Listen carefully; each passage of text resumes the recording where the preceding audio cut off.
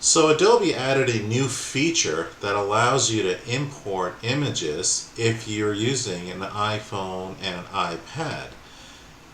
And previously, for those users, they would normally airdrop into their Macintoshes, or somehow they would upload to a cloud only to download them later.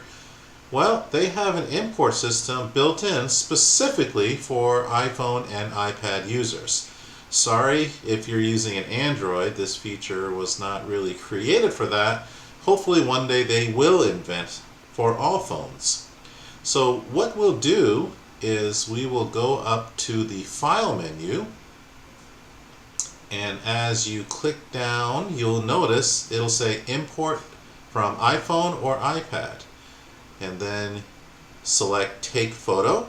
And at this point, your Wi-Fi system on your phone should match that of your computer. Okay? And if it does, then you'll get this message here. Take a photo with 3768. Now 3768 is the name I gave my iPhone, as tacky as it sounds, but you should be able to get a message just like this.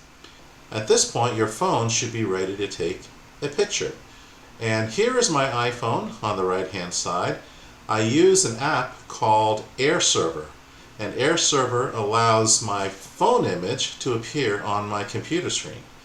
And there is my laptop, you see, there's my whole work system, and there is the plant that I have. I have no idea what kind of plant that is, but it's nice and green and lush. The wife picked it out for me.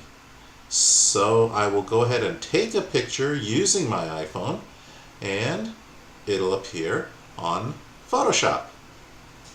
Pretty awesome.